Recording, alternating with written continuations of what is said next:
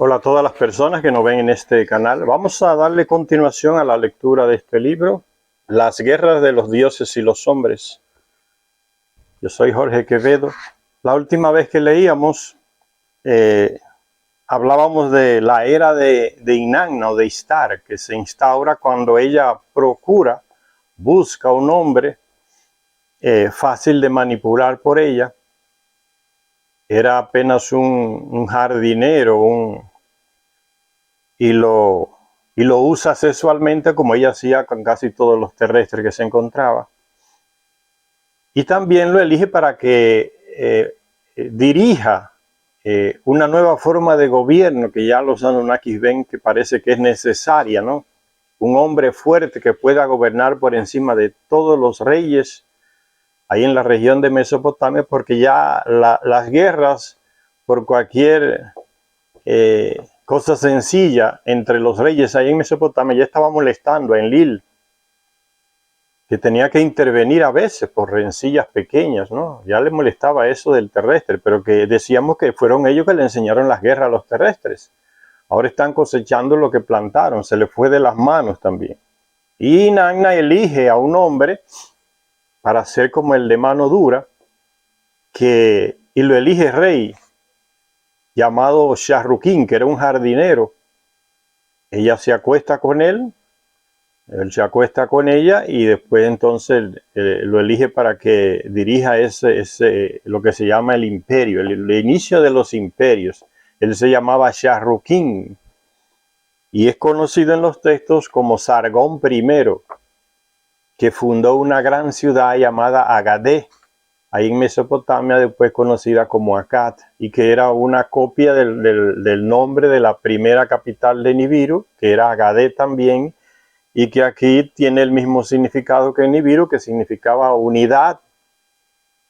Entonces ese inicio de ese hombre conquista casi prácticamente toda la Mesopotamia, desde el Golfo Pérsico hasta el mar Mediterráneo, de esa región de Medio Oriente hasta lo que hoy es Israel, Palestina, el Líbano, toda esa región allá, pero respetando ciertos límites, por ejemplo, no entrando en la ciudad de Babil, que está ahí en Mesopotamia, que era de Marduk, y no entrando tampoco a conquistar la ciudad de Lagash, que era de Ninurta. Entonces, él respeta esos límites, y Inanna respeta esos límites.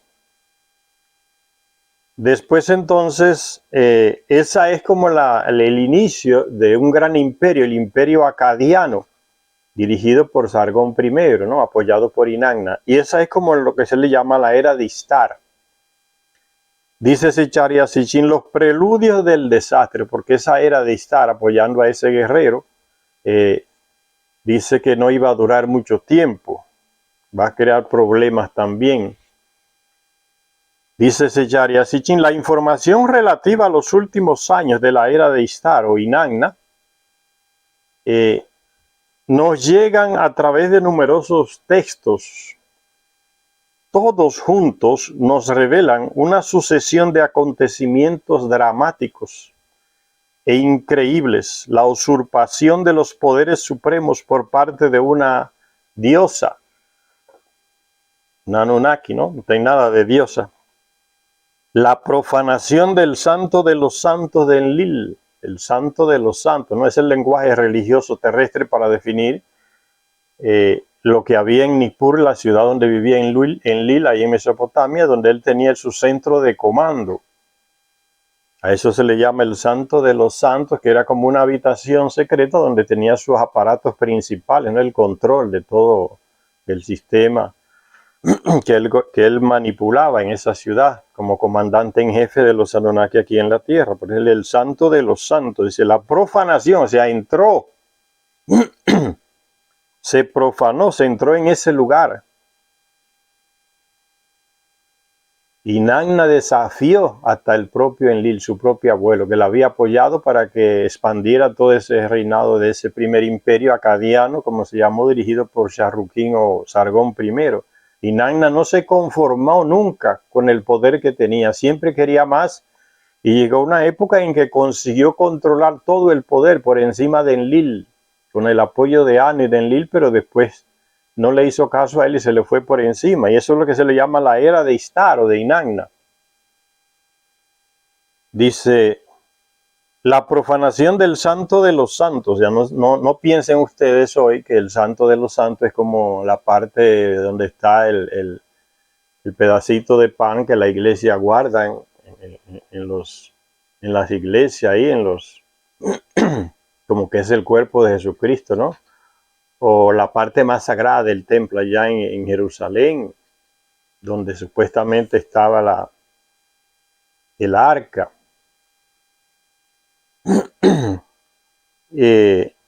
Es simplemente un lugar, una habitación en la ciudad de Enlil donde él guarda sus aparatos principales, ¿no? Y entonces dice que Inanna profanó el santo de los santos de Enlil en la ciudad de Nispur, ahí en Mesopotamia, que es la ciudad de Enlil, donde vivía él. La entrada de un ejército humano en la cuarta región por primera vez. La cuarta región es la región del Sinaí, donde estaba ubicado el espacio puerto, territorio restringido a los terrestres, vigilado por robots, por androides, que mataban cualquier terrestre que osaba acercarse a ese territorio, porque estaba la tecnología de los Anunnaki ahí, estaban los cohetes, las naves. El terrestre no podía tener acceso a eso. Entonces por eso se le decía el terreno sagrado, ¿no? Porque es la visión religiosa aplicada a los Anunnaki o llamados dioses. Entonces por primera vez, asusados por Inanna, que quería todo el poder, no se conformaba con su región en el Valle del Indo, quería la región de Enlil, ahí en Mesopotamia, pero también fue más allá, a la cuarta región, que es la región donde está el espacio puerto, que estaba bajo la responsabilidad de Ninmah, la media hermana de Enlil y Enki. Pues ahí entró por primera vez un ejército terrestre asusado y dirigido por Inanna. La entrada de un ejército humano en la cuarta región. Los Anunnaki formaron ya ejércitos con terrestres. La invasión de Egipto pasó más allá del Sinaí, entró en la segunda región, que es la región que correspondía a Enki y sus descendientes, ahí en África. El centro estaba ahí en Egipto, cerca de las pirámides. Hasta allá llegó Inanna, no se conformó. O sea, quería todo para ella. La invasión de Egipto, la aparición de los dioses africanos en los dominios asiáticos, ¿no? Los dioses africanos son los Anunnaki, descendientes de Enki, que vivían en esa región. La segunda, se le fue asignada a Enki y sus descendientes. Esos son los Anunnaki, ¿no? Los dioses de la segunda región. La aparición de los dioses africanos en los dominios asiáticos, ¿no? Pasaron para la región de Enlil, Mesopotamia y el Sinaí. Entonces fue un desastre, ¿no? Uno invadiendo los territorios de otros. Eso no podía tener buen fin. Hechos y sucesos que hubieran sido impensables anteriormente. Agitaciones entre los dioses que ofrecieron el escenario sobre el cual los soberanos humanos jugaron sus papeles y sobre el que se derramó sin misericordia la sangre de los terrestres. Siempre eran los terrestres los más afectados en esas guerras que los dioses les enseñaron a hacer a ellos.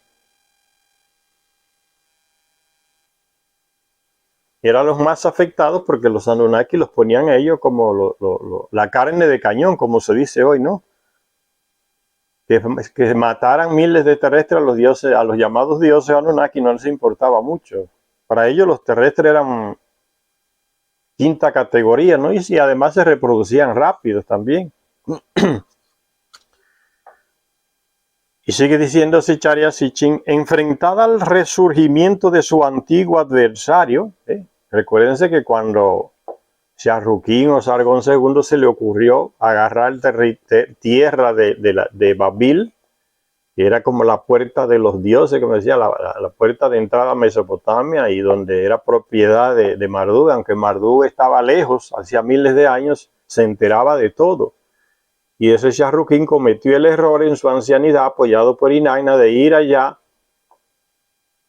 o mandar, que no dice, que a lo mejor mandó y fue y se apropió de una gran cantidad de tierra y la cargó y la llevó a su ciudad ahí en Akkad, en el sur, y fundó otra Babil, y los cimientos los construyó encima de esa tierra que él llevó de Babilonia, de Marduk. Eso fue una ofensa, porque le estaba diciendo a Marduk: lo que tú tienes ahí en Babil, ahora lo tengo yo aquí.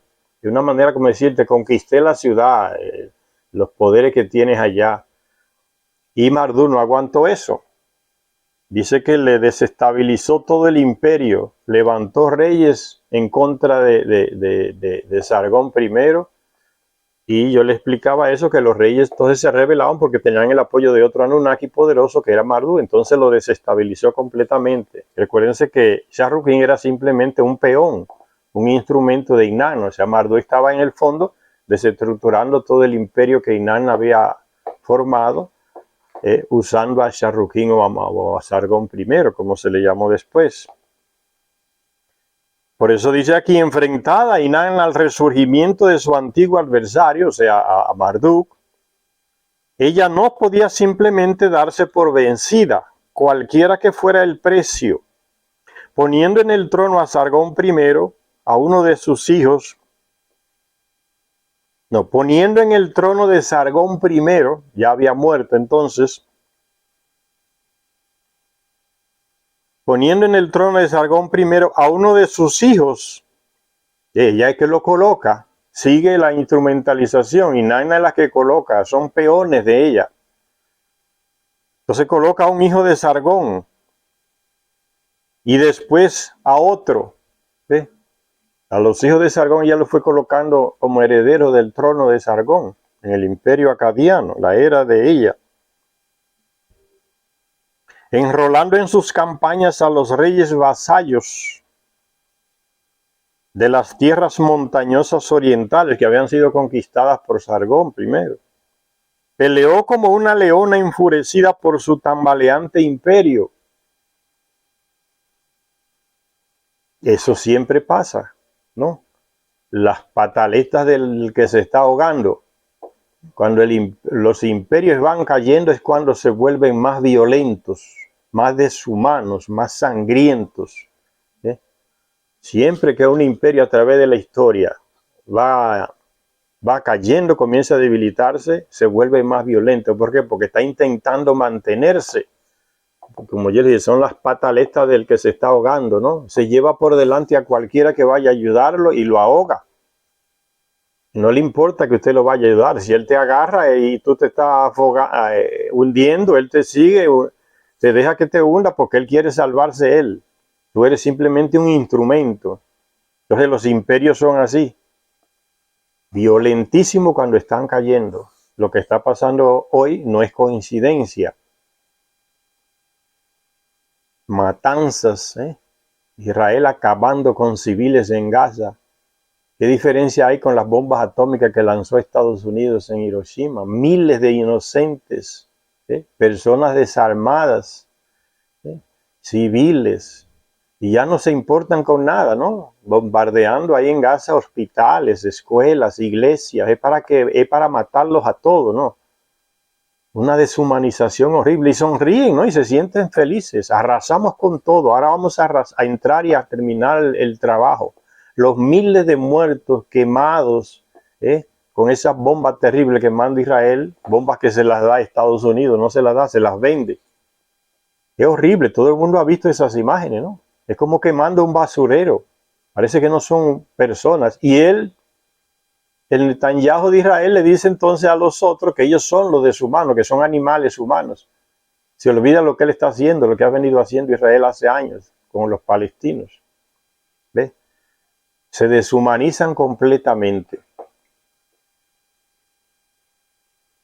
Derrotados en Ucrania, ahora van a Israel.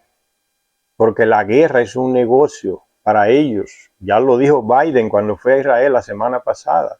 O esta semana creo que fue. ¿No? Él mismo lo dijo, ¿no? Es una inversión tremenda para Estados Unidos. Cualquiera que lo oye hablando dice que es para la gente de Estados Unidos. Los estadounidenses, hay mucha gente que está muriendo de hambre. No es para los Estados Unidos, es una manera de hablar para engañar, porque son mentirosos por naturaleza, genéticamente mienten siempre, ¿no? no es beneficio para Estados Unidos, es beneficio para la clase que controla el sector armamentista, los grandes banqueros. Esos son los beneficiados, y entre ellos el presidente que está ahí recibiendo un montón de dinero. Pero miren cómo se llenan la boca diciendo, no, va a ser eso es una gran inversión, o sea, mandarle armas y dinero a Ucrania e Israel para que siga matando gente, palestinos. Para Biden, así lo dijo, ¿no? Es una óptima inversión para Estados Unidos. Es puro negocio y la gente se deja engañar por las noticias. Es negocio, el imperio negocia, no importa que mueran miles, y le ponen máscara de religión o lo que sea, pero es negocio, y ellos mismos se le va la lengua a veces y se quitan la máscara. Guerra y guerra y guerra, aunque mueran miles, no se importa. Y entonces dice que Inanna no se conformó con la llegada de su gran adversario Marduk y el daño que le estaba haciendo a su imperio, porque ya le dije, Marduk llegó y comenzó entonces a desestabilizar el imperio que Inanna había formado por las manos de Sharrukin, su muñeco, ¿no? Su lacayo, y que siguió ese imperio en las manos del hijo de Sargón y después de otro hijo también. Y ella seguía por detrás, comandando y mandando, ¿no? Poniendo en el trono de Sargón primero a uno de sus hijos y después a otro, enrolando en sus campañas a los reyes vasallos de las tierras montañosas orientales, peleó como una leona enfurecida por su tambaleante imperio. Primera vez que se forma un imperio aquí en esta humanidad de la que formamos parte. Y lo gobernó Inanna, colocando como un monigote, como un muñeco, como un instrumento a un terrestre llamado Sargón I, y siguiendo con los hijos de él también como instrumentos de ella. Dice, peleó como una leona enfurecida por su tambaleante imperio, haciendo llover llamas sobre la tierra, atacando como una agresiva tormenta, haciendo llover llamas sobre la tierra. Señores, es lo mismo. Vean las bombas que ha lanzado Israel encima de Gaza. No hay casi un edificio ahí en pie donde lanza las bombas. Todo. Y hay cientos y cientos de palestinos que están enterrados en esos escombros de esas casas, de esos edificios. Se venían abajo así. Y salía esa llama. Bombas, hasta bombas armas prohibidas, bombas prohibidas, ¿no? Porque desollan a las personas, no hay manera de curarles las heridas, civiles desarmados. Y se siente orgulloso de eso, ¿no? Lo vamos a arrasar a todos.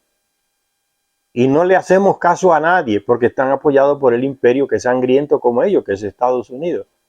Biden fue a abrazar a Netanyahu y tuvo el descaro de echarle la culpa de la destrucción de la iglesia y del hospital público a los de Hamas. O sea, ellos mismos fue que quemaron sus propios ciudadanos y su propio hospital. Cosa más ridícula. Y llega el de Alemania a visitar a Netanyahu y a abrazarle, a darle su apoyo. Y llega el de Inglaterra allá y viajan y gastan dinero a darle el apoyo a Israel, a Netanyahu allá.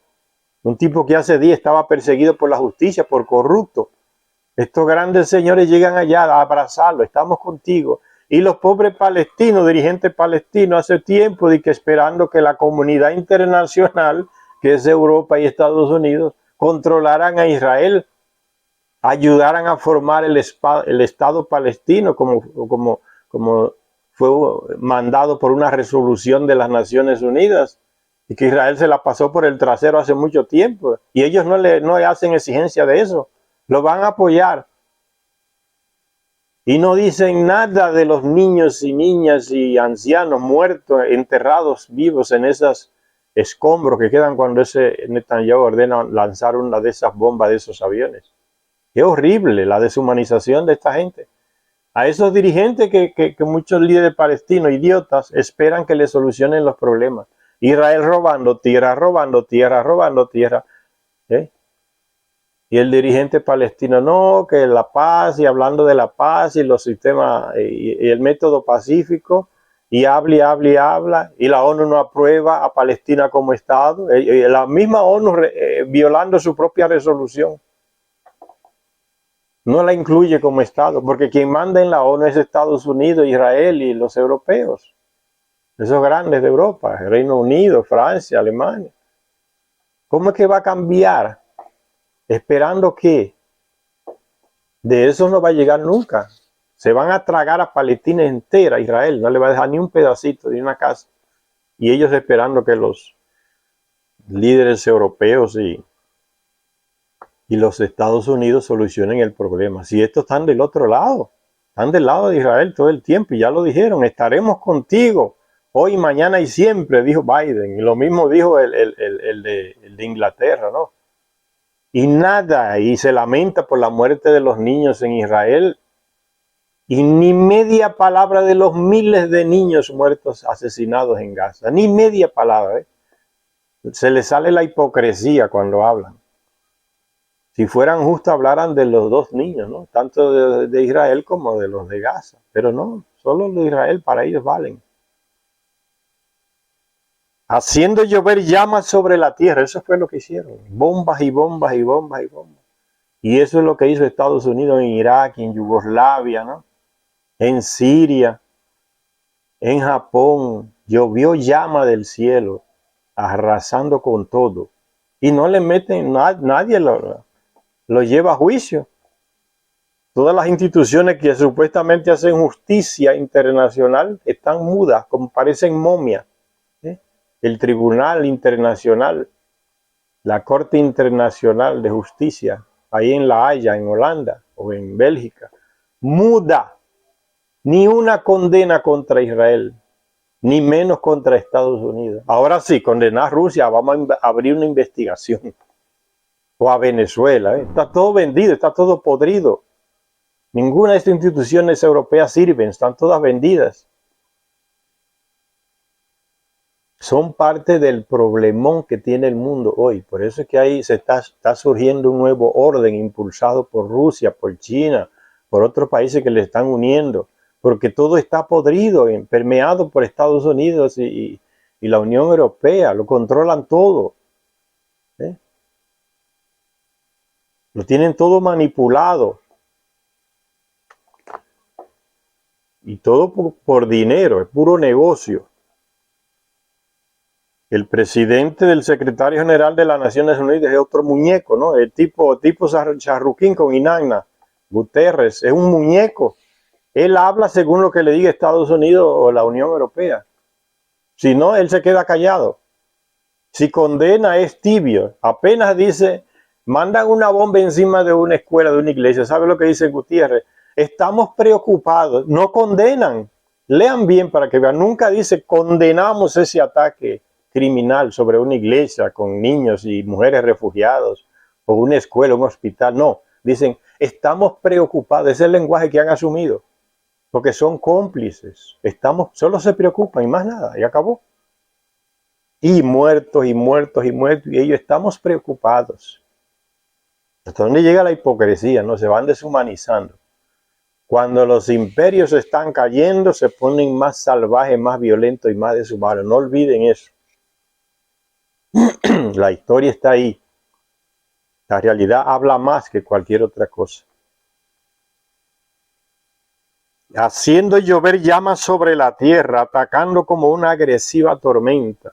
La rabia de Inanna porque se le está destrozando el imperio. Y dice un texto, se te conoce por la destrucción que hiciste de los países rebeldes, entonaba una hija de Sargón en un quejumbroso poema. ¿Ve? Una hija de Sargón, no un hijo, no, porque los hijos heredaban el poder y hacían lo mismo que el papá. Una hija de Sargón le dice, se te conoce por la destrucción que hiciste de los países rebeldes, o sea, los que se rebelaban en contra de la opresión que él los quería someter como imperio, los destrozaba. Y entonces, por eso le hablaba en el video anterior, cómo a este señor le ponen Sargón el Grande, grande porque mató y robó mucho. Pues esa es la historia humana falsificada, ¿no? Alejandro el Grande, aquel griego, ¿no? Porque mató y robó mucho, son grandes. Los imperios, ellos mismos se autodominan grandes, porque robaron tierra para caramba, robaron recursos, asesinaron a miles y millones. Entonces ellos mismos se ponen el título de los grandes. ¡Qué grandeza! Se te conoce por la destrucción que hiciste de los países rebeldes. Entonaba una hija de Sargón en un quejumbroso poema. Se te conoce por masacrar a sus gentes. Le está echando en cara al papá, la hija. Por volverte contra la ciudad que dijo, esta tierra no es tuya. Por hacer que sus ríos corrieran rojos de sangre. Fíjense la crueldad y la matanza, ¿no? Esta mujer, hija del emperador Sargón, criticando la actitud de su padre, ella era capaz de analizar la realidad de esta mujer, de ver lo que y echárselo en cara. Ningún hombre tuvo el coraje, los hijos no, los hijos estaban disputándose por quién va a heredar el poder. Y esta hija tiene ese coraje, ¿no? Y lo escribió y ese escrito está todavía en tablillas, guardado. Se te conoce por la destrucción que hiciste de los países rebeldes. Obama agarró a Venezuela y le metió sanciones y declaró que era una amenaza para Estados Unidos. Imagínense, Venezuela es una amenaza para el imperio más grande de la historia. Ellos mismos se definen como el imperio más grande de la historia humana. Lo declaró amenaza, sancionado. Y Biden continúa y Trump peor. Son gente como psicópata por la guerra, ¿no? Y le pasa por encima todo, porque las sanciones son ilegales. Ningún país tiene derecho a sancionar a otros países. Nadie le ha dado esa autoridad, pero lo hacen porque saben que tienen todas las instituciones compradas, controladas, y que nadie lo va a juzgar a ellos. Todas se quedan mudas, la OEA, las Naciones Unidas, todo, la Unión Europea se quedan mudos, porque son parte de la misma cuadrilla. El que se nos ponga enfrente, como dice la muchacha, los desangramos. Se te conoce por masacrar a sus gentes. Es una masacre lo que está sucediendo en Gaza, señores. ¿Y quién apoya? ¿Por qué Israel hace eso? Porque está apoyado por Estados Unidos y los jefes de la Unión Europea. Desangrar a un pueblo entero, desarmado, masacrar, por volverte contra la ciudad que dijo, esta tierra no es tuya, ladrón, vete de aquí, porque eso es lo que, para eso son las guerras, para robar territorios, recursos. ¿Ve? Esta muchacha es una maravilla lo que dijo esta muchacha, miles de años atrás, cuando iniciaba el imperio, el sistema imperial, que no existía. Esta muchacha tuvo el coraje. ¿Y quién se recuerda de ella en la historia para decirnos? Se recuerdan de Sargón, el papá que arrasó y de los hijos, pero de ella nadie dice nada. Y Secharya así quien nos trae lo que ella dijo y escribió, criticando a su padre. Se te conoce por la destrucción que hiciste de los países rebeldes. Sancionamos a Venezuela, se nos opone. Sancionamos a Cuba porque se nos opone. Sancionamos a Nicaragua porque se nos opone. Sancionamos a Irán porque se nos opone, a Rusia porque se nos opone, a China también. El desespero de los imperios cuando se están ahogando y autodestruyéndose también. Y le dijo ladrón, por volverte contra la ciudad que dijo, esta tierra no es tuya. Le está diciendo ladrón, a robar tierra fue a otros lugares. Y lo mismo que hacen las grandes empresas de la Unión Europea y Estados Unidos, ir a otros países más pobres, con menos recursos, dependientes, donde las clases sociales que mandan están vendidos a ellos, son antipatriotas, le entregan el país, como los que están en el Perú, en otros lugares, y ellos entran con sus compañías y les roban todo, los recursos, le envenenan las aguas, los ríos, y los gobiernos no hacen nada. Porque están vendidos a ellos, son corruptos también, no merecen ni ser ni presidentes ni gobernar, es una clase podrida que oprime a sus propios pueblos. Y lindo esto es lo que dice esta mujer y profundo. Por volverte contra la ciudad que te dijo, esta tierra no es tuya, vete de aquí, ladrón. Eso lo agrego yo, pero eso es lo que le está diciendo. por hacer que sus ríos corrieran, mira, rojos de sangre. Cuando un río corre rojo de sangre, que son cientos y cientos de cuerpos masacrados. Durante más de 2 años, Inanna llevó el caos por todas partes hasta que los dioses, o sea, los otros Anunnaki, decidieron que la única manera de detener la carnicería era obligar a Marduk a volver al exilio. Entonces, esa es una medida que es un doble rasero, ¿no? Ah, no, que se vaya Marduk de nuevo, porque la llegada de él que creó, como que él fue que creó los conflictos. Es Inanna que quiere agarrar todo para ella y Marduk volvió para defender su territorio. Porque fíjense, ya se metió a Egipto, los territorios de Marduk y de Enkia ya. Ella no iba a parar hasta que no agarrara todo. Entonces la solución que hayan los que reúnen, los Anunnaki, es pedirle a Marduk que se vuelva otra vez a su exilio. Y a ella la dejan ahí en el mismo lugar, el doble rasero, ¿no? Que los de Hamas ya no bombardeen a Israel, pero que Israel siga bombardeando a Hamas y a Palestina porque él tiene derecho a defenderse, los otros no. Pero fíjense cómo esta cosa es tan actual.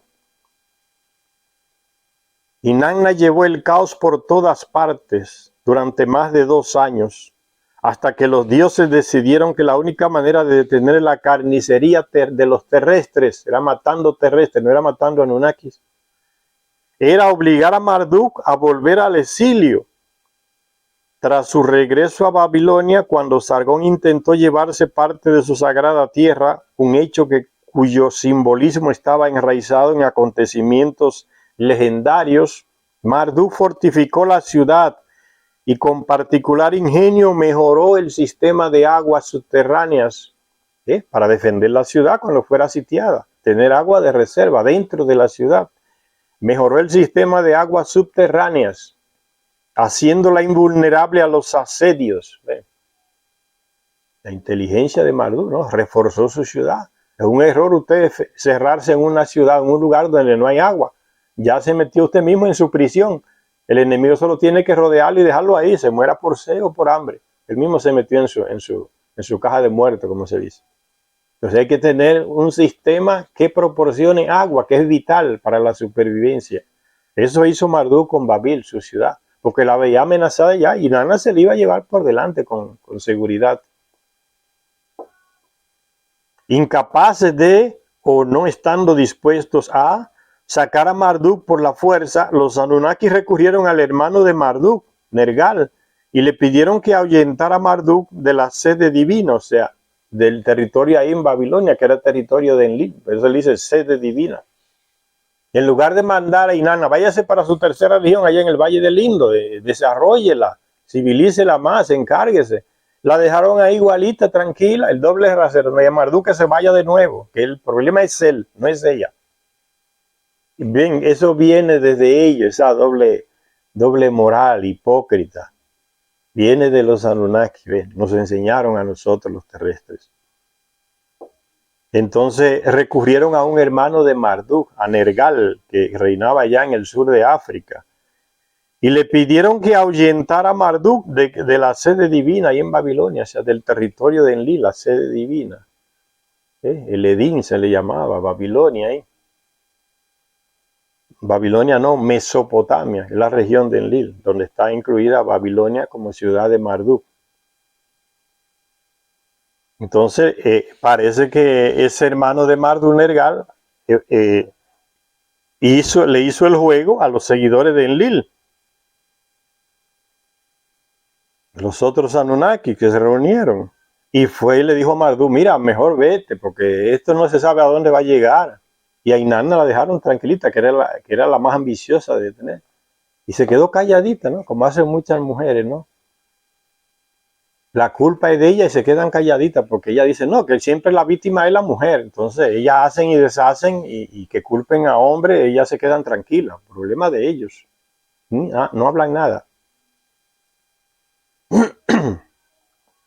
Y le pidieron a Nergal, el hermano de Marduk, que lo ahuyentara.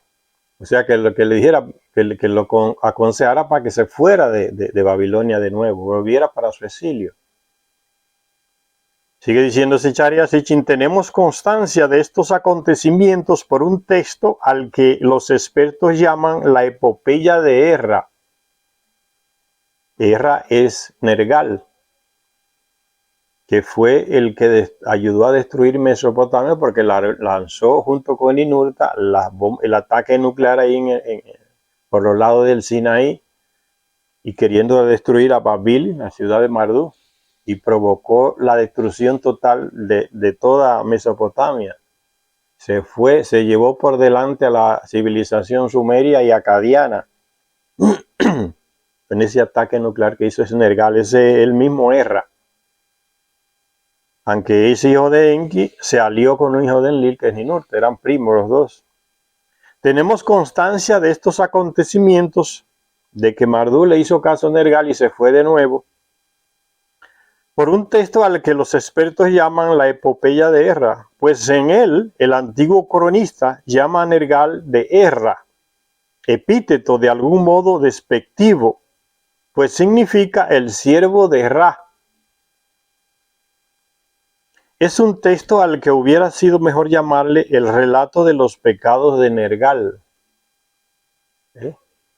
Se puso del lado de los de Enlil, usó el doble rasero, en lugar de decir, pero también llévense a Inanna de aquí, porque ella también es la causante, no solamente a Marduk. Cerró los ojos, solo le pidió a Marduk que se fuera. Dice, debería ser es el nombre de ese texto, no la epopeya de Erra, sino el relato de los pecados de Nergal, pues responsabiliza a Nergal de toda una cadena de acontecimientos que llevaron a un catastrófico final. Y ese texto, la epopeya de Erra. Pero es una fuente valiosísima para que podamos conocer y comprender los preludios del desastre, o sea, el final de la era de Inanna, el imperio de Akkad, que ella controlaba y nombraba muñecos, títeres ahí para que gobernaran. Tras aceptar la misión, Nergal o Erra fue a Mesopotamia para hablar cara a cara con Marduk. Una vez en Mesopotamia se detuvo primero en Erech. ¿Quién reinaba en Erech? Inanna. Gobernaba en Erech, ¿ves? Se combina primero, es como Biden, ¿no? Va a Palestina y primero se reúne con Netanyahu. Está todo bien, no se preocupe, y después entonces quiere reunirse con el de Palestina. Pues ya combinó con este, y ya declaró que está a favor de este, que le va a dar dinero y que le va a dar armas, que se va a reunir con aquel otro, lo va a tomar de payaso. Entonces el de Palestina dice, no quiero reunirme con usted. Y no se reunió con Biden. El Mahmoud Abbas, ahí en Cisjordania, Palestina. Dice, pues Nergal, pues responsabiliza a Nergal ese texto de toda una cadena de acontecimientos que llevaron a un catastrófico final. Pero es una fuente valiosísima para que podamos conocer y comprender los preludios del desastre, del final de la época imperial o época de Inanna o Istar. Tras aceptar la misión, Nergal o Erra fue a Mesopotamia para hablar cara a cara con Marduk. Una vez en Mesopotamia se detuvo primero en Erech, la ciudad de Anu, que se le había dado a Inanna. Anu, el rey de todos los dioses que gobernaba en Nibiru, pero estaba al tanto de todo lo que pasaba. Había comunicación interplanetaria, ¿no? La tecnología de ella es posible, todo eso. Pero claro está, también el sitio visitó primero, antes de visitar a Marduk, no solamente a Erech, sino también el sitio donde tomar partido por Inanna o Istar. O sea, ya estaba parcializado, es hermano de Marduk, lo traicionó. Es como enviar a Blinken, el secretario de Estado, a conversar con los palestinos y los israelíes, pero si ya están definidos a favor de los israelíes, ¿cómo van a mediar? No pueden ser mediadores más, se descalificaron. Y los europeos tampoco, miren, el de Inglaterra, el de Alemania, van a abrazar a Netanyahu. ¿Qué mediación puede tener un tipo de eso si ya está parcializado de antemano? Pero no solamente lo van a apoyar moralmente con la presencia de ellos allá, ¿no? Es para darle armas y dinero. y colocar en las manos de Israel toda una plataforma de noticias mundiales que ellos controlan. Donde quiera que usted lee y abre, están atacando a Israel, o Israel se está defendiendo del ataque terrorista de Hamas. Los niños de Israel han sido bombardeados, los colonos y los palestinos que tienen años y años y años del 47 siendo bombardeados, masacrados, nada, ni media palabra. Igual está pasando hoy, señores. Y este Negar hace ese trabajo sucio, ¿no? Va a hablar con Marduk, pero primero se reúne con Inanna, visita la ciudad como dándole ese apoyo moral.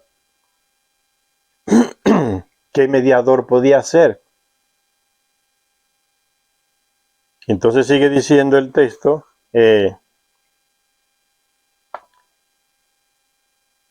que Erra, o Nergal como se dice,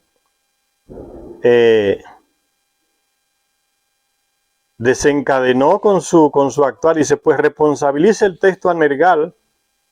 Tras aceptar la misión, Nergal o Erra fue a Mesopotamia para hablar cara a cara con Marduk. Una vez en Mesopotamia se detuvo, primero en Erech, la ciudad de Anu, el rey de todos los dioses, que se le había dado a Inanna.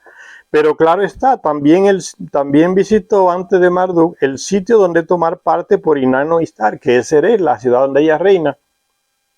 Al llegar a Babilonia, en el Esagil, el templo de Marduk, ahí en el Esagil, o sea, el templo quiere decir la residencia del Anunnaki.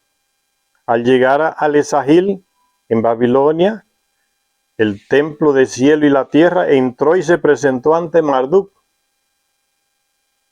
Los antiguos artistas recogieron tan trascendental encuentro y aparece una representación de ellos dos frente a frente. En él se representa a ambos dioses aferrados a sus armas, pero Marduk con casco, de pie en una plataforma, ofrece una especie de símbolo de bienvenida a su hermano. Combinando la alabanza con la reprensión, Erra o Nergal le reconoció a Marduk todo lo maravilloso que había hecho por Babilonia, en especial las obras hidráulicas para reforzar la ciudad. Obras hidráulicas que habían hecho que la reputación de Marduk brillara como una estrella en los cielos, ¿no? Asegurar el suministro de la ciudad dentro de la ciudad, no fuera, para que no se lo pudieran cortar los que la sitiaban. Él le alaba eso. Nergal, Erra, su hermano. Pero, dice Sicharichin, pero después de eso, ¿qué hace? Pero que había privado de sus aguas a otras ciudades. Por otra parte, al coronarse en Babilonia, encendiendo su sagrado recinto, había enfurecido al resto de los dioses. ¿Ve? Cuando Marduk decide fundar ahí Mesopotamia, territorio de Enlil y su descendiente, una ciudad llamada Babil, desafía a todo el mundo, porque era ambicioso igual que Inanna. Encendiendo su sagrado recinto, había enfurecido al resto de los dioses. La morada de Anu con la oscuridad cubre. Como conclusión le dijo a Marduk que no podía ir en contra de la voluntad del resto de los Anunnaki. ¿Y por qué no le dijo eso a Inanna? Y que ciertamente no podía enfrentarse a la voluntad de Anu. Ya Anu también estaba a favor de Inanna, que arrasara con todo y lo agarrara todo para ella. Pero Marduk, citando los cambios que se habían hecho en la tierra después del diluvio, le dijo que no tenía más remedio que llevar sus asuntos por sí mismo. Eso le dice Marduk a Erra, que ya va parcializado a aconsejarle que se vaya. Y el texto dice, después del diluvio, los decretos del cielo y la tierra, o sea, Anu en Nibiru y aquí en Enlil en la tierra, se habían extraviado los decretos, era una locura. Las ciudades de los dioses en la amplia tierra cambiaron. No se llevaron de vuelta a sus ubicaciones. Cuando las vuelvo a medir, el del mal me disgusta. Eso es Marduk que está como hablando. Si no se devuelven a sus lugares originales, la existencia de la humanidad se ve disminuida. Tengo que reconstruir mi residencia, que el diluvio arrasó. Su nombre debo volver a pronunciar. La reconstrucción de las ciudades después del diluvio, en el mismo lugar donde estaban para los Anunnaki, especialmente para Marduk, era esencial. Y él dice que eso ayudaba a los humanos. ¿No dicen qué? Entre los trastornos postdiluvianos que disgustaban a Marduk, o sea, lo que se hizo después del diluvio, había algunos errores del mismo Erra o Nergal. Y Marduk estaba disgustado también por eso, que había hecho Nergal. En lo referente a determinados artefactos divinos, por ejemplo, el instrumento de dar órdenes, el oráculo de los dioses, el signo de la realeza, el sagrado cetro que da brillantez al señorío. ¿Dónde está la piedra radiante que lo desintegra todo? Pregunta Marduk. Recuérdese que volvió del exilio después de miles de años, de siglos. Todo eso había mudado sin pedirle permiso a él, que aunque no estaba al tanto de lo que sucedía ahí en Mesopotamia y sobre todo en su ciudad, Babil. Entonces él le reclama, ¿no? Y le reclama al mismo Erra, que parece que formó parte de ese descontrol. ¿Dónde está el artefacto divino? El instrumento de dar órdenes, el oráculo de los dioses, el signo de la realeza, el sagrado cetro que da brillantez al señorío. ¿Dónde está la piedra radiante que lo desintegra todo? ¿Qué arma sería eso? No se dice. Preguntó Marduk. Si se le forzaba a irse, dijo Marduk, el día que yo deje mi asiento dejará de subir agua del pozo, las aguas ya no subirán, el brillante día se tornará en oscuridad, crecerá la confusión, soplarán los vientos de la sequía, la enfermedad se extenderá. Marduk está diciendo, si yo me voy va a pasar muchas cosas negativas, porque él sabe que Inanna no se va a detener. Ella se detiene un poco porque él está ahí, pero los dos chocan, tienen el mismo temperamento y la misma ansiedad de poder. Eso dice Marduk, reclamando. Entonces sigue diciendo Sichin, después de algunas conversaciones, Nergal o Erra le ofreció a Marduk devolverle los artefactos del cielo y la tierra, ¿no? Fue él que se lo había llevado, eso es lo que disgustó a Marduk. Si Marduk estaba dispuesto a ir personalmente al mundo inferior, allá en el sur de África, donde tenía Nergal sus dominios, no tiene nada que ver con mundo inferior, con mundo de los muertos o el submundo, como hay muchos idiotas en YouTube hablando de los Anunnaki y de ese submundo, el mundo de las almas de los muertos, controlado por el dios Nergal y su esposa la diosa. Cuánta porcaría, Dios de usted, en eso, gente que cree que son especialistas. Y no se le ve leyendo un libro de Sichin sin que era el especialista en este tema. Por eso él mismo se dio cuenta y en muchos de sus libros le dice que el mundo inferior no tiene nada que ver con mundo de muertos, mundo de tinieblas, ni su mundo. Es el sur de África donde reinaba Nergal y su esposa, que Enki le dio ese territorio. Por eso él le dice a Marduk que él debe ir al mundo inferior, o sea, a los dominios de él allá en el sur de África. Le dice Nergal a Marduk. A recoger esos instrumentos de lo que él se está quejando que fueron retirados de ahí, de Mesopotamia, o escondidos. Y Nergal fue que se los llevó para allá, para el sur de África. Por eso él le dice a Marduk, si Marduk, te voy a devolver los artefactos del cielo y la tierra, si estás dispuesto a ir personalmente al mundo inferior a recogerlos, ve a buscarlos que están allá en mis dominios. Y respecto a las obras en Babilonia, le aseguró a Marduk que no había nada de qué preocuparse. Mira, un buen diplomático hipócrita, ¿no? Como los estadounidenses que van a querer solucionar el problema ya en Oriente Medio, entre Palestina e Israel, ¿no? Ya van vendidos y aún así hablan un monte de hipocresía. Y ya van vendidos, comprometidos con una de las partes, ¿qué justicia van a hacer?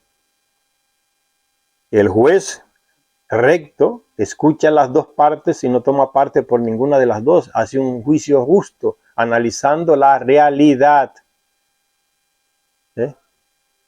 Y entonces Erra o Nergal le dice a su hermano Marduk que se le podía devolver todos esos instrumentos y él iba allá a África del Sur, a su dominio, a buscarlos. Dice, le aseguró a Marduk que no había nada de qué preocuparse. Él, Erra, entraría en la casa de Marduk solo para erigir los toros de Anu y Enlil a tu puerta. O sea, quitarle la autoridad que tiene Marduk ahí en Babilonia. Erigir los toros de Anu y Enlil a tu puerta. Y eso fue lo que Marduk retiró, porque son signos del poder de Enlil. Y Marduk quiere el poder que tiene Enlil. Por eso fundó ahí en Babilonia, en el propio territorio de Enlil, para desplazar a Nippur, que era la ciudad del centro de poder de Enlil. Entonces fíjense lo que le propone su propio hermano Nergal, traicionero, ¿no?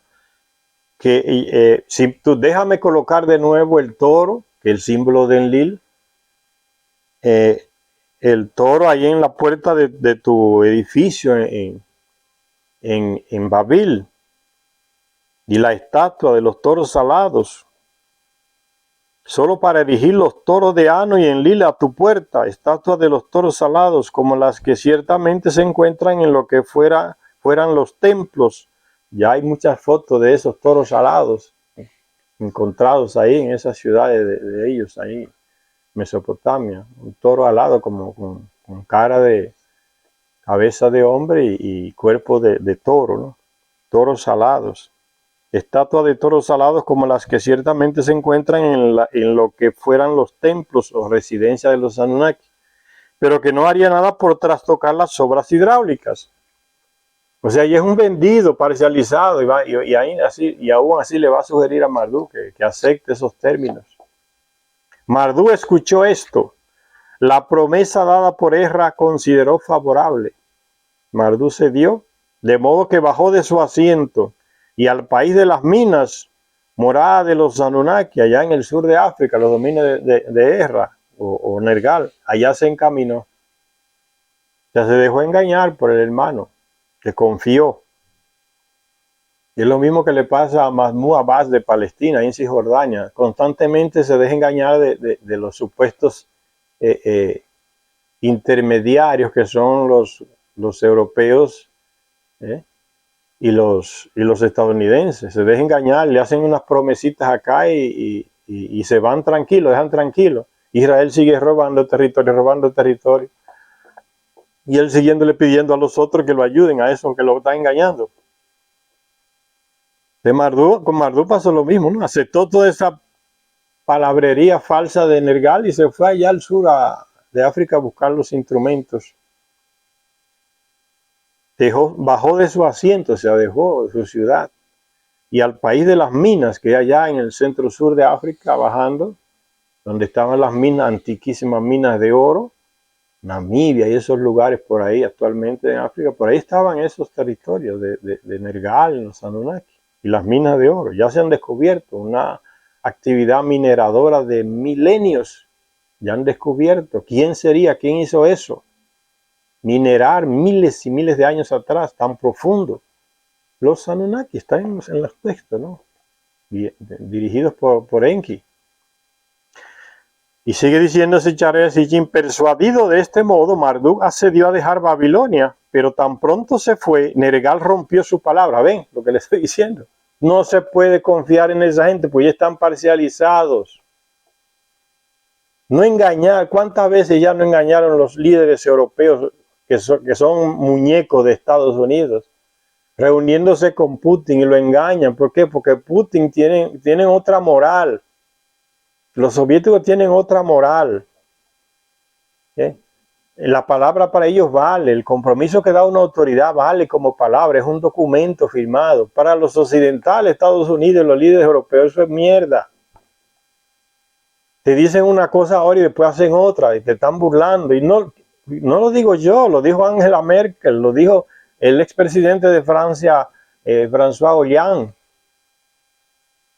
Cuando Putin le reclamó, pero ¿por qué no se han cumplido los acuerdos que firmamos allá en Kiev, la capital de Ucrania? Los acuerdos de Kiev, ¿por qué no se han cumplido? ¿Qué pasa? Y la primera que se destapa es la vieja mentirosa Angela Merkel de Alemania. No, pero si eso lo firmamos, era para darle tiempo a Ucrania que se armara, que recibiera las armas que le estaban mandando y Estados Unidos. Así, deslenguada, sin ningún rubor, lo soltó. O sea, está diciendo, yo soy una mentirosa empedernida. Usted me creyó. Yo soy una hipócrita. Y al otro día la refuerza Hollande de Francia. Es verdad, fue así mismo. Era para darle tiempo a Ucrania que firmamos esos compromisos con Putin en Kiev. Pero eso nadie lo iba a cumplir. Y aquel con su buena voluntad pensando que estos señores tenían palabra, ¿no? Y después suelta la misma cosa el que era presidente de Ucrania, Petro Poroshenko, diciendo lo mismo que Angela Merkel y que Hollande. O sea, los tres estaban combinados para engañar a Putin y al mundo entero con los llamados acuerdos de Minsk, que le iba a poner final al derramamiento de sangre que Ucrania estaba haciendo allá en los territorios del sur de Ucrania, con la gente ucraniana que simplemente habla ruso. Para que eso se detuviera, lo engañaron. Y Putin reaccionó y dijo, yo nunca esperé que esa mujer hiciera eso. Eso se desengañó. No se puede confiar, señores. En los imperiales no se puede confiar nunca, porque la mentira es política de Estado. Y entonces sigue diciendo que persuadido de este modo, Marduk accedió a dejar Babilonia, pero tan pronto se fue, Nergal rompió su palabra. Incapaz de poner freno a su curiosidad, Nergal o Erra se aventuró a entrar en el Sigunu, la misteriosa cámara subterránea que Marduk tanto insistiera en proteger. Y Erra hizo que perdiera su brillantez, le robó lo que tenía Marduk ahí escondido. Fuente radiante de energía. Acto seguido, tal como había advertido Marduk, el día se tornó en oscuridad, la corriente de agua se sumía en el desconcierto y pronto las tierras quedaron desoladas, el pueblo condenado a perecer. Le echó a perder el sistema subterráneo de agua que Marduk había construido y Marduk se lo dijo, que si yo me voy de aquí, Nergal, todo eso se va a perder. No se imaginaba que era Nergal mismo que iba a hacer eso. Entró y desactivó todo. Toda Mesopotamia se vio afectada, pues Ea o Enki, Sin y Shamash en sus ciudades se alarmaron, estaban enfurecidos con Erra. ¿Cómo es posible tanta traición a tu propio hermano? El pueblo le hacía sacrificios a Anu y a Istar, pero en vano. Miren, ven la superstición del pobre terrestre, ¿no? Los Anunnaki le enseñan que ellos son dioses, los terrestres se lo creen, se lo tragan por miles y miles de años, ya se hace natural dentro del terrestre, ya se vuelve una necesidad tener a quien adorar, a quien pedir, a quien rezar, para que intervenga frente a los acontecimientos que el terrestre no entiende, no comprende, no. Vamos a matarle a este niño al Dios que nos va a proteger de la naturaleza que nos está acabando, de esta sequía, de esta hambre, de que no hay agua, que no hay... La superstición es una desgracia y viene a través de la religión. Fíjense lo que hacían los pobres terrestres. Frente a un acto de traición y la consecuencia cae encima de los terrestres. ¿Qué hacen los pobres terrestres? Pedirle a los dioses que lo ayuden. Rezar y hacerle sacrificio con más fuerza. Dice toda Mesopotamia, el pueblo le hacía sacrificios a Anu y a Istar, pero era en vano. Que los dioses no existen, señores, nunca existieron, pura manipulación. Por eso es que da rabia cuando uno ve a estos pastores, cardenales, sacerdotes y monjas y todos esos religiosos, diciéndole al pueblo, no es que el huracán que llegó, el diluvio que llegó, el ciclón que llegó es por culpa de los pecados de ustedes, que son muy pecadores, arrepiéntase. Y va toda la gente haciendo procesiones hasta de rodillas, raspándose las piernas, desangrándose, ofreciéndole de todo allá al padre en la iglesia, al pastor, dinero, cartón de crédito y todo, para que ellos intervengan ante Dios. Esa desgracia tiene a los terrestres acabados, señores. Esa superstición, ¿cuándo eso va a acabar? Miren, miles de años atrás se repetía lo mismo. El pobre pueblo ignorante, supersticioso, le pide a los dioses frente a tanta calamidad que llegó. En vez de atacar a Nergal, que fue el que causó todo, le piden a Anu y a Istar que intervenga. ¿Qué es lo que van a intervenir si ellos son parte del problema?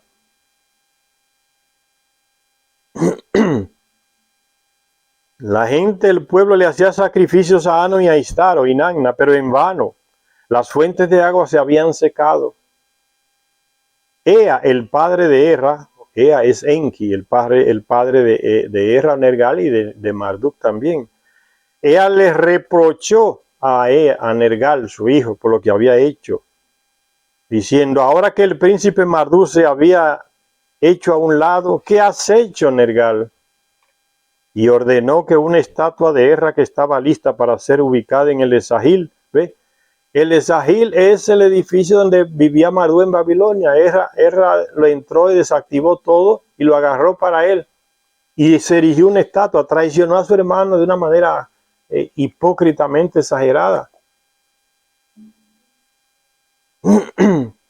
Y ordenó que una estatua de Erra o Nergal que estaba lista para ser ubicada en el Esagil, el edificio de Mardú ahí en Babil, no se le erigiera. Vete de aquí, le dijo el padre a Erra, el padre Enki, el padre de Erra o Nergal. Vete de aquí, le ordenó. Lárgate a donde ningún dios haya ido nunca. Se puso rabioso Enki con su hijo Nergal. ¿Cómo es posible? Esa grosería, esa traición a tu propio hermano, hacerle eso, sin importarte las consecuencias con la gente. Están muriendo de hambre, sequía y todo. Y tú encima quieres meterle una estatua tuya en la ciudad de tu propio hermano, que supuestamente fuiste a decirle que se vaya para que todo se tranquilizara. Es peor que Inanna, Nergal. Y el mismo padre de los dos es que le dice, ve, lárgate de aquí, vete a donde nadie haya ido nunca. Ni siquiera le dice que vuelva a su reino allá en el sur de África. Dice, lárgate a donde nunca nadie haya ido. Desaparece de mi vista, le dijo. ¿Ve? La traición de Nergal a su propio hermano, porque se vendió a los otros, a los enemigos, porque él era igual que ellos. Por eso es que se vende, ¿no? Esa clase social de nuestros países que vende al país entero, no le importa que mire muela de hambre, ¿no? Países con minas de oro enormes, que pueden el pueblo vivir como millonario, sin un pobre. Esa maldita clase de ricos llega y le vende el país a las empresas extranjeras, que se lleven todo el oro, todo el petróleo, todos los minerales, y la gente muriéndose de hambre, sin agua, como aquí, ¿ves? Sin agua, porque le contaminan todos los ríos con el cianuro, con el mercurio, y los gobernantes siguen saqueando el país porque son parte de la misma raza de saqueadores. No le importan sus países. Tienen el corazón donde tienen el dinero. ¿Dónde? En Miami, en los bancos de Estados Unidos. Esa es su patria, donde está el dinero de ellos. ¿Por qué tiene que estar Perú en pobreza? ¿Por qué tiene que haber pobreza en República Dominicana? ¿Por qué tiene que haber pobreza en otros países que tienen enormes recursos? Porque lo están robando, se lo están robando esa gente del imperio.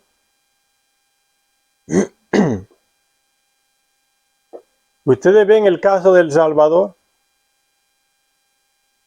Comenzó una campaña contra las monedas digitales, el Bitcoin y otros, por parte de autoridades de Estados Unidos. ¿Pero por qué era? Porque ellos quieren concentrar toda esa entrada de dinero invirtiendo en monedas digitales.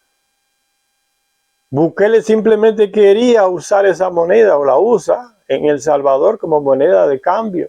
Y hasta eso le molestó a Estados Unidos porque él lo quiere todo para él. Todo ese dinero, millones y millones que entra a través de los Bitcoin, lo agarran la mayor parte de los estadounidenses. Ellos quieren controlar eso solo para ellos. Si usted comienza a invertir, lo bloquean. Porque ellos quieren que todo ese dinero se quede allá. ¿Y qué es lo que se descubre? La hipocresía que le estoy diciendo. Quien más inversión tiene en Bitcoin es el gobierno de Estados Unidos. Les quieren todo, la ambición. Que son mentirosos. Que esa moneda va a acabar con todo. Y los banqueros de Estados Unidos, no, que esa moneda va a acabar con el sistema, que eso es un peligro, que no se puede, que hay que bloquearlo. Y ellos comprando eso por debajo, enriqueciéndose. Usted no puede entrar en una plataforma porque si usted no sabe, te roban todo. Todo te lo roban. Ellos que tienen la tecnología para hacerlo. Que otros países pobres lo quieran hacer, lo bloquean. Miren lo que le pasó a El Salvador. Ya se hicieron enemigos de aquel por eso.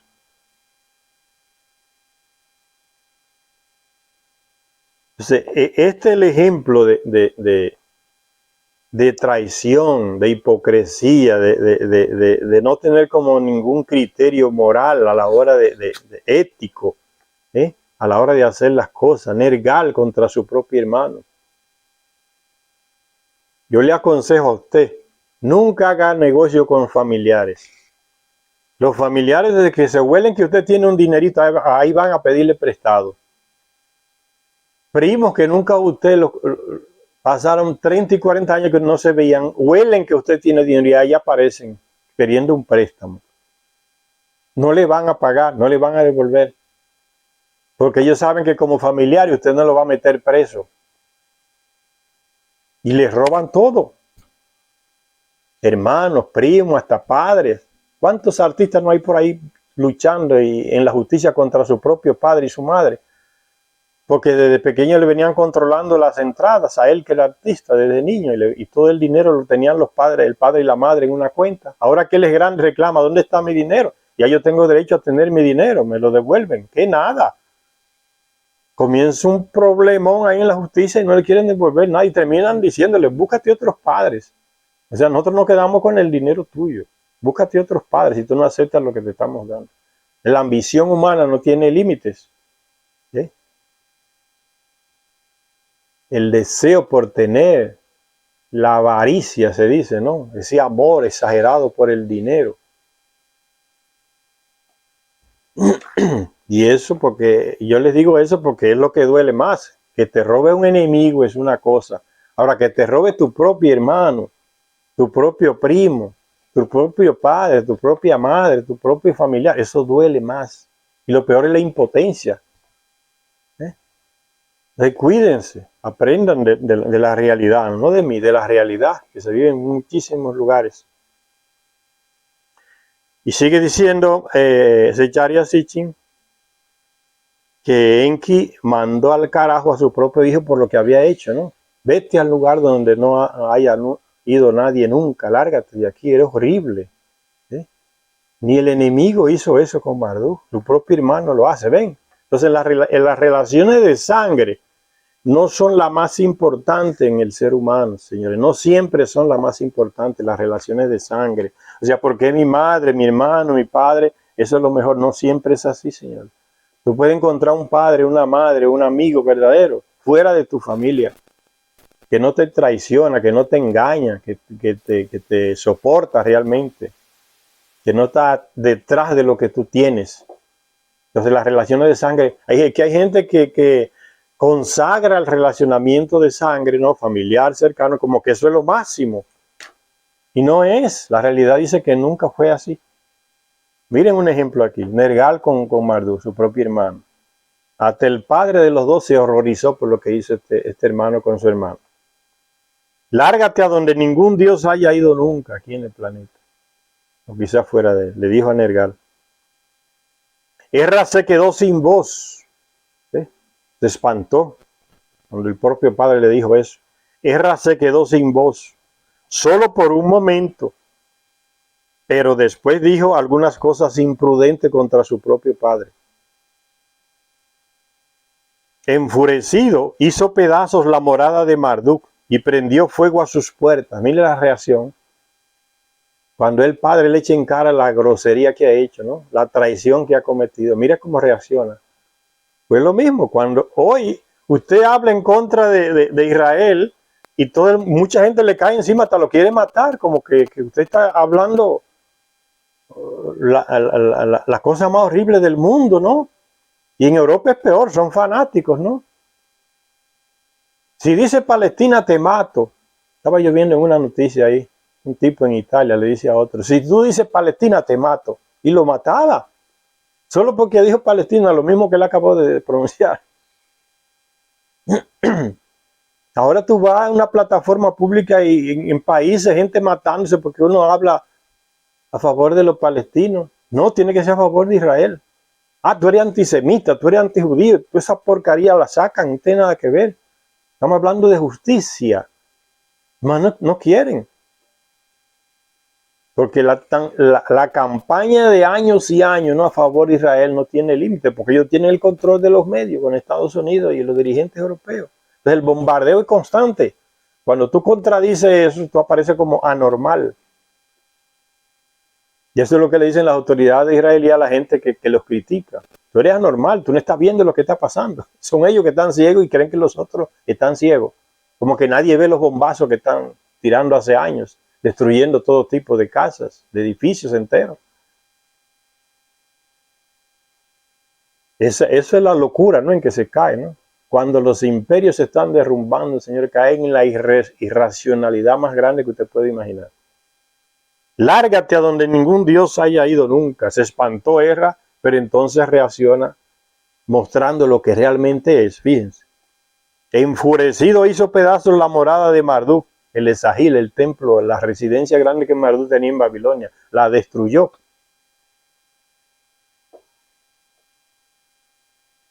Prendió fuego a sus puertas y desafiante hizo una señal cuando iba a partir, anunciando que sus seguidores, no obstante, quedarían atrás, como guerreros míos que son, no regresarán.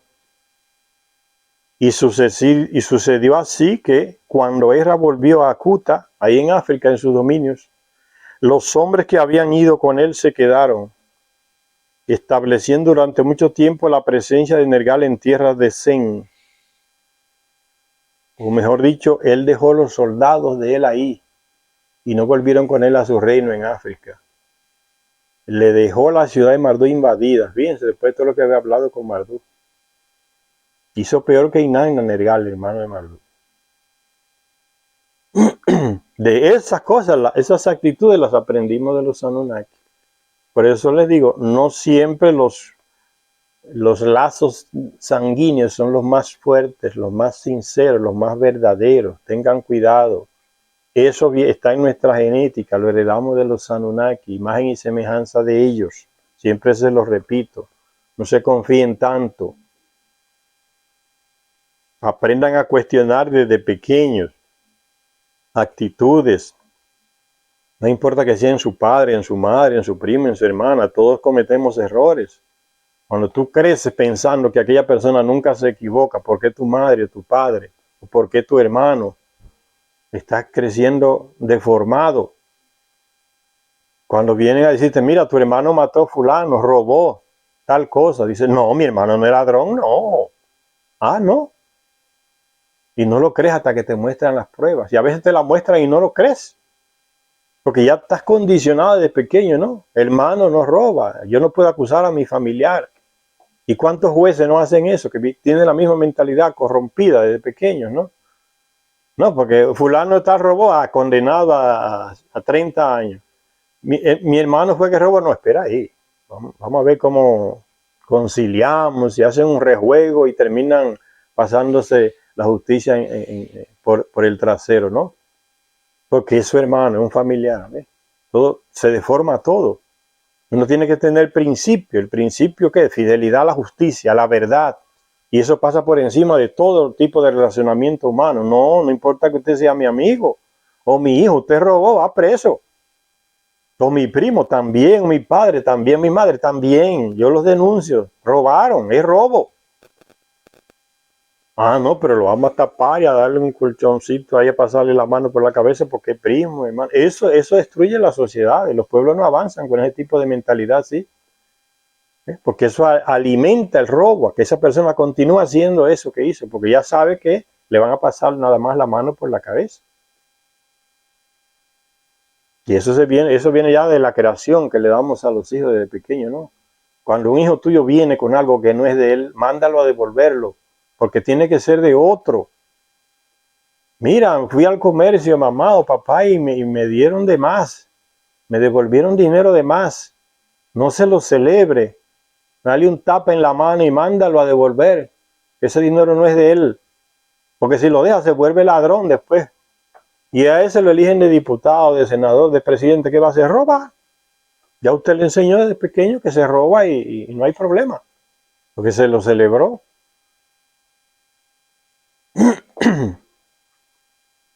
Cuando se destruye la familia, esa base social que nos forma, se destruyen todos esos valores y no hay remedio para la sociedad. Es corrupta y no se acaba nunca.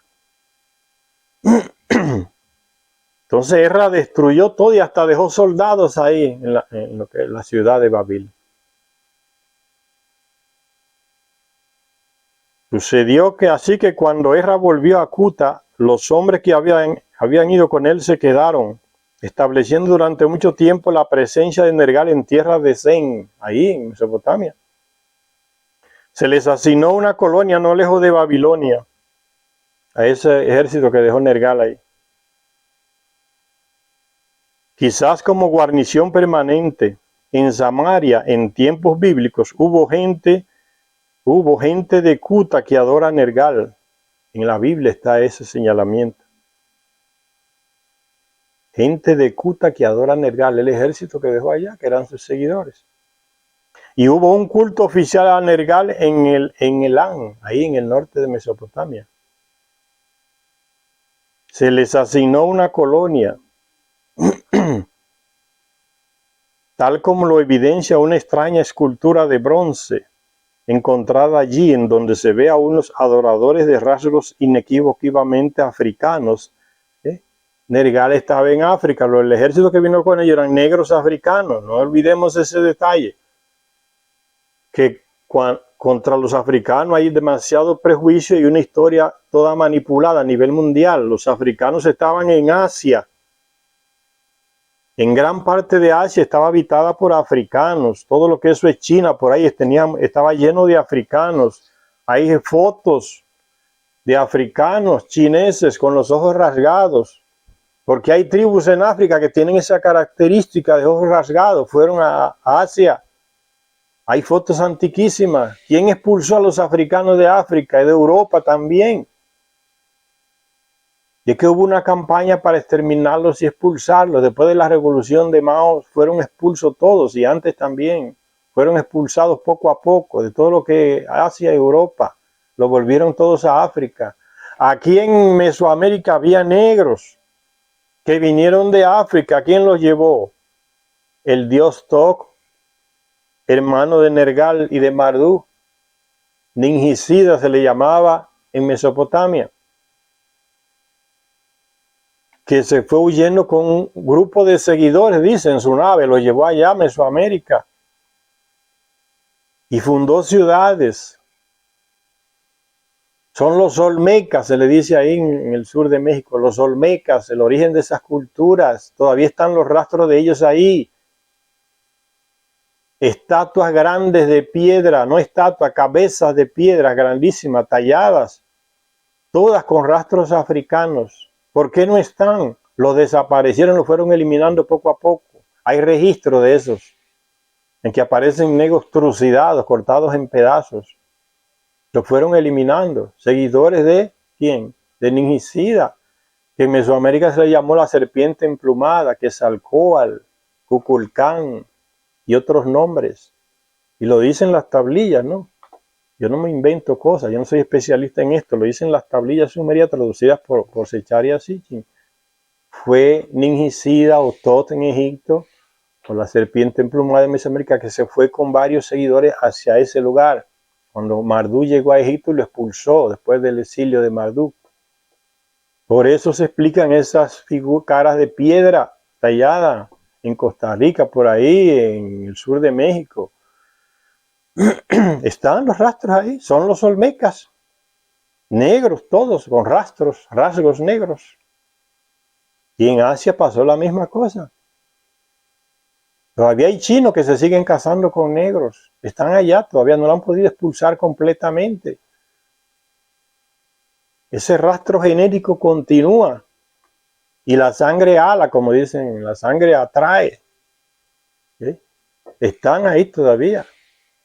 Niños negros de chinos que se mezclan con mujeres negras y viven allá en China, en los campos del interior. Estaban todos allá. En la India también había muchos africanos.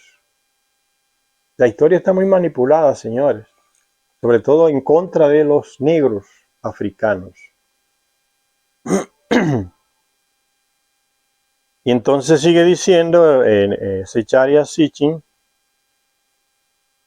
la partida de Marduk de Babilonia puso fin al conflicto de Ishtar con él, al pleito de Inanna con Marduk. Puso fin, claro, porque Nergal lo engañó y Marduk aceptó y se fue. Pero eso no significa que Inanna iba a parar de seguir con sus ambiciones. Es lo que le dije, no.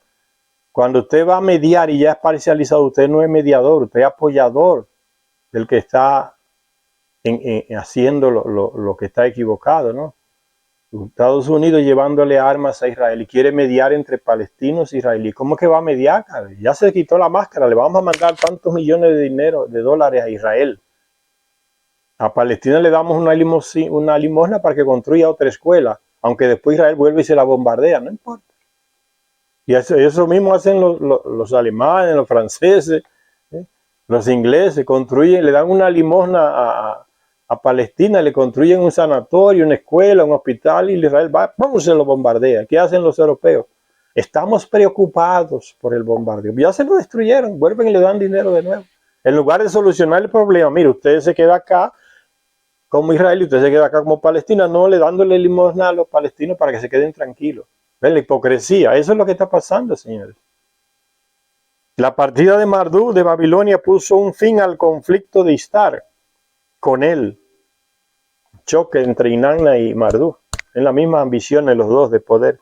Las desavenencias entre Marduk y Nergal y el hecho de que este último retuviera su presencia en Asia, en los terrenos ahí de Medio Oriente, en la ciudad de Marduk y en otros lugares cerca,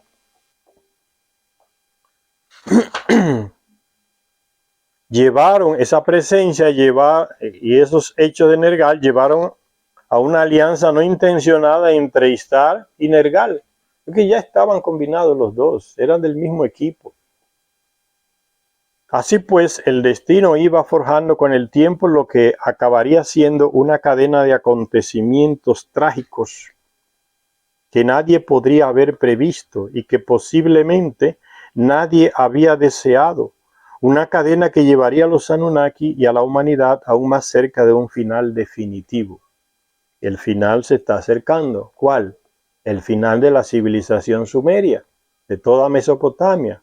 Y Nergal iba a ser uno de los protagonistas.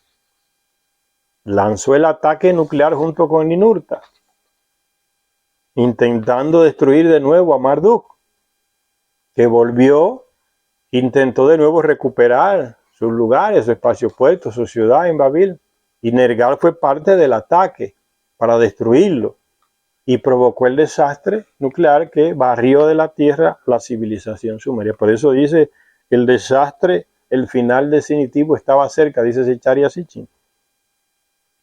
Restablecida su autoridad, se fue Marduk, ya tengo campo libre, gracias al hermano de él, que me ayuda. Restablecida su autoridad, Inanna reanudó la realeza en Agadé y puso en el trono al nieto de Sargón, Naram Sin. A ese se lo comía en la cama también, porque era así que hacía ella. A Naram Sin, recuérdense que Nagnar Sin es el padre de Inanna, que tenía su ciudad también allá en Ur, en el sur de Mesopotamia. Ahí tenía su residencia, era visto también como un dios, como hacían los terrestres con los Anunnaki. A este le pusieron descendiente de Sargón, nieto de Sargón, dice, le pusieron Naram Sin, el favorito de Sin, el Anunnaki Sin aquel. Viendo en él al fin a un verdadero sucesor de Sargón, ¿qué ves? Lo que le dije del ciclo de vida de los Anunnaki, muere Sargón, viene su nieto, mueren sus hijos, viene su nieto y Inanna lo sigue eligiendo rey y acostándose con ella, sigue joven, porque el ciclo de vida del Anunnaki es distinto al de terrestre, mueren y ellas siguen jóvenes, o ellos. El ciclo de vida de ellos es mucho más largo que el de nosotros, por eso ella puede casarse con los nietos, con los tataranietos, que está joven todavía.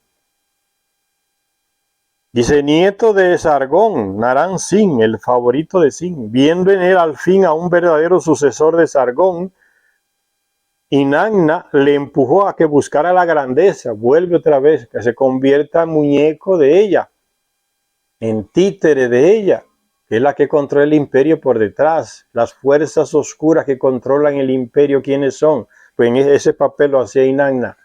¿Quién controla al gobierno de Estados Unidos por detrás de Biden, que ya no sabe ni para dónde va?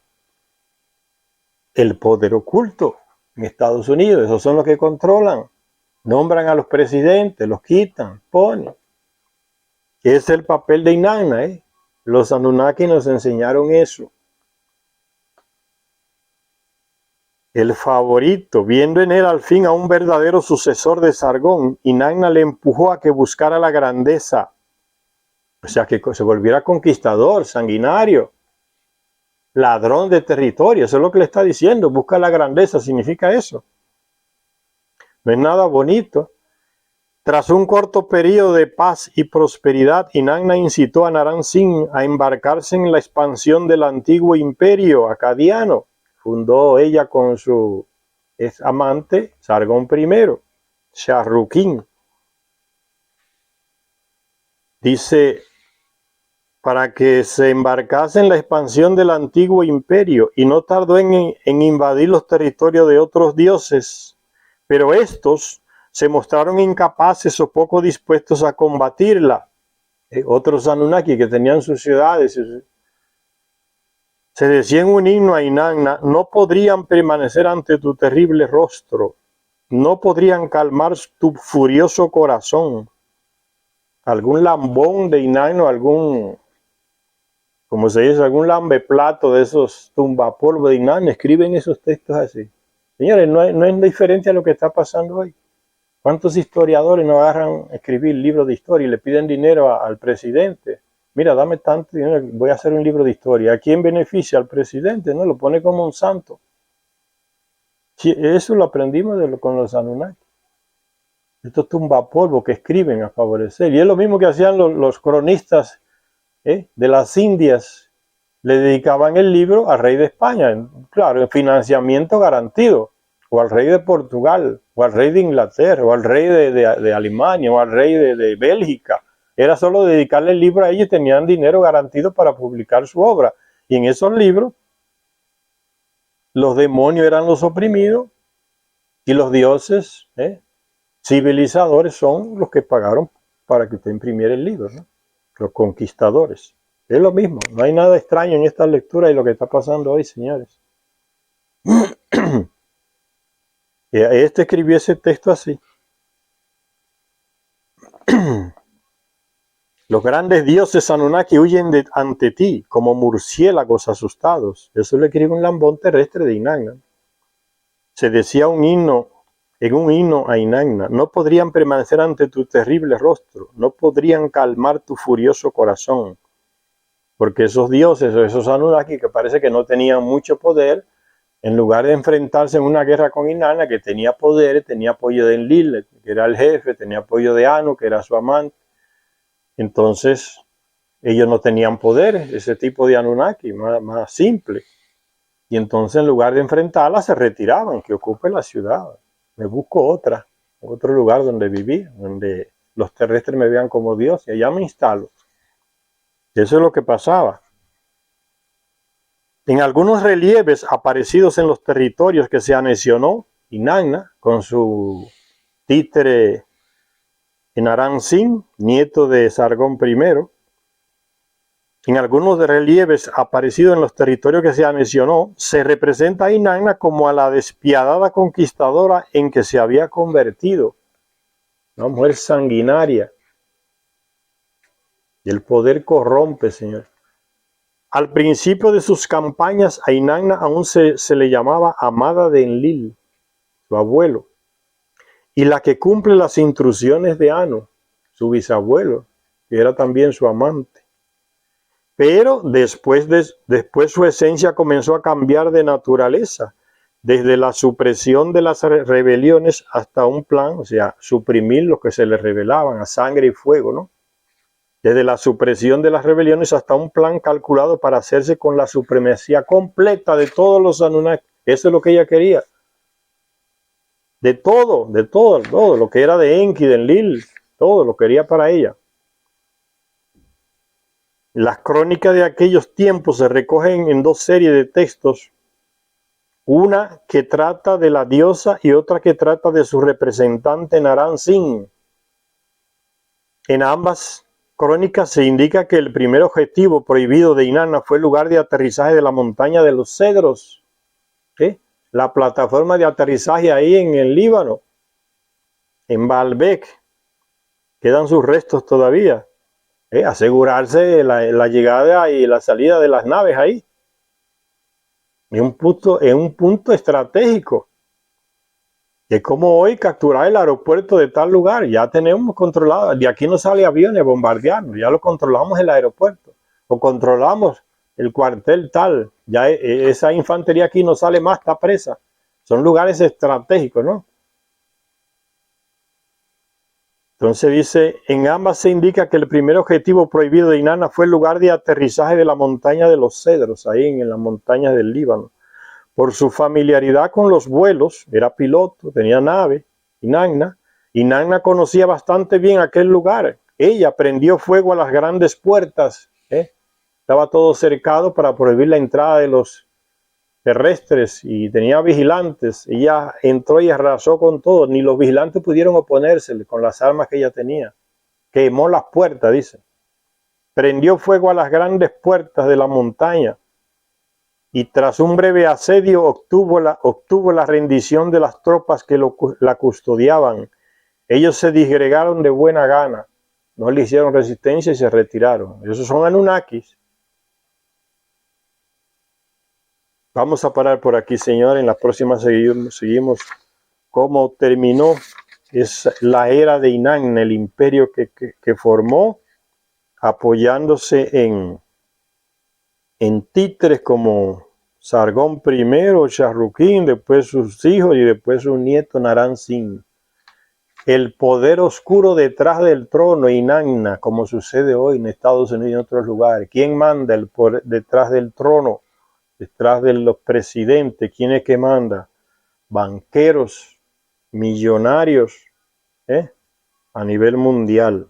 Gracias a todas y a todos los que nos ven en este canal. Hasta la próxima.